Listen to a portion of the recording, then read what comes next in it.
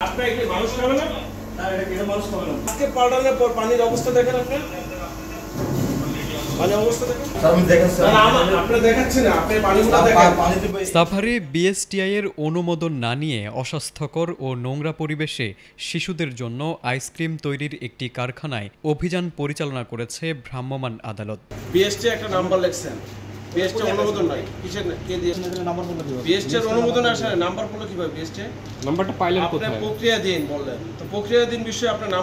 বিকেলে সাভারের তেঁতুলছড়া ইউনিয়নের নাজিমনগর এলাকায় আইমান ফুড অ্যান্ড এগ্রো কারখানায় অভিযান পরিচালনা করেন সাভার উপজেলা নির্বাহী কর্মকর্তা ও নির্বাহী ম্যাজিস্ট্রেট আবু বকর সরকার।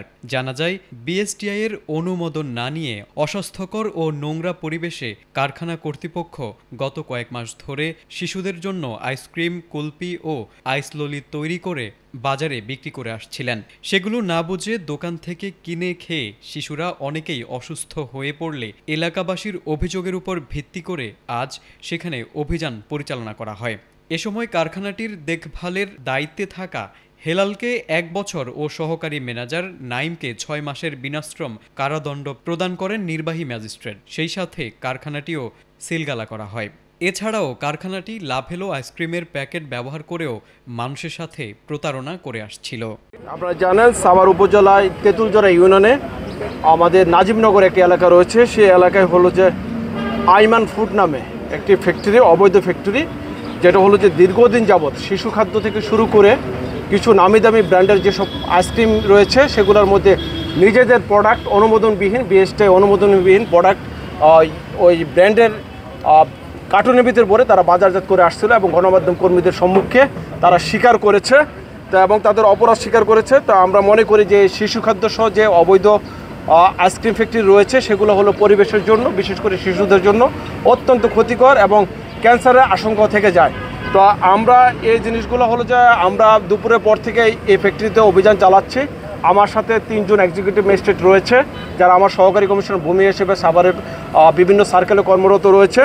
তো আমরা আইমান ফুডের যে হলো যে সার্বিক যে দেখভাল করে মোহাম্মদ হেলাল, ওনাকে ভোক্তা অধিকার আইন 2009-এর 43 ধারা লঙ্ঘন করে 1 বছরের বিনাশ্রম কারাদণ্ড দিয়েছে এবং মোহাম্মদ নাইম সহকারী ম্যানেজার, তাকে 6 মাসের কারাদণ্ড দিয়েছে। আমরা আপনাদের মাধ্যমে বলতে চাই, সাভারের মাটিকে ব্যবহার করে কোনো অবৈধ কারখানা, কোনো অবৈধ কাজ আমরা করতে দিব না এবং সেই কারণে সকল শ্রেণী পেশা মানুষ এর সহযোগিতা কামনা করছি। বিশেষ করে আপনারা যারা গণমাধ্যম কর্মী, রাষ্ট্রের দর্পণ, আপনাদের মাধ্যমে মানুষজন ভালো জানে এবং মন্দটাকে মন্দ জানে, আপনারা তুলে ধরবেন। যেখানে সমাজের অসঙ্গতি থাকবে, অন্যায় থাকবে, ব্যভিচার থাকবে এবং এইসব অবৈধ কারখানা থাকবে, তাদেরকে আমরা আইনের আওতায় নিয়ে আসব এবং আইনের যে সর্বোচ্চ সাজা সেটা আমরা প্রয়োগ করতে চাই। অপরাধী যেই হোক না কেন, রাষ্ট্রের ঊর্ধ্বে কেউ নয়, অপরাধীকে তার শাস্তি পেতেই হবে এবং এই শাস্তি দিতে আমরা বদ্ধপরিকর। আপনাদের সহযোগিতা কামনা করছি এবং বাকি যারা অবৈধ ফ্যাক্টরির মালিক রয়েছেন, আমি তাদের প্রতি একটি বার্তা দিতে চাই, সাভারের মাটিকে ব্যবহার করে আমি ইতিপূর্বে বলেছি কোনো অবৈধ কাজ, অবৈধ ব্যবসা আমরা পরিচালনা করতে দেব না।